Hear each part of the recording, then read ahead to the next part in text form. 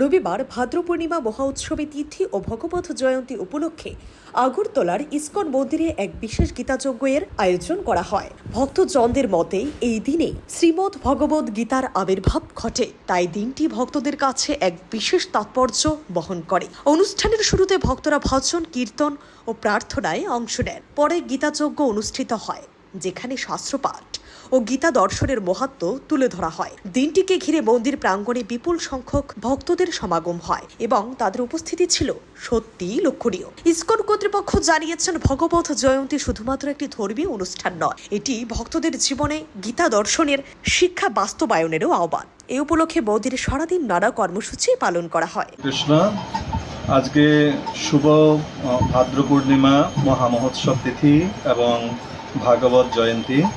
তো আজকের এই ভাগবত জয়ন্তী উপলক্ষে আমাদের ইস্কন আগরতলা মন্দিরে সকাল থেকে যজ্ঞ শুরু হয়েছে এবং বৈষ্ণবগণ সেখানে শ্রীমদ্ ভাগবতম অধ্যয়ন করছেন।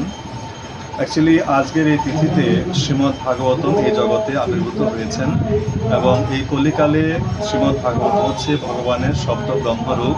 এই কলিকালে শ্রীমদ্ ভাগবতম ভগবান এই শ্রীমদ্ ভাগবতম রূপেই আমাদের গৃহেতে অবস্থান করেন। তো আজকের এই বিশেষ দিনে আমরা ইস্কন আগরতলার তরফ থেকে সমস্ত ত্রিপুরাবাসীকে হার্দিক অভিনন্দন, কৃষ্ণপ্রীতি শুভেচ্ছা জ্ঞাপন করছি, যাতে সকলের জীবন মঙ্গলময় হোক, করুণাময় হোক এবং ভগবানের প্রতি সকলের যাতে লতি জন্মে সবাই যাতে ভগবানের সেবা পূজায় ব্যস্ত থাকতে পারেন। রিপোর্ট অবিরাম 24x7।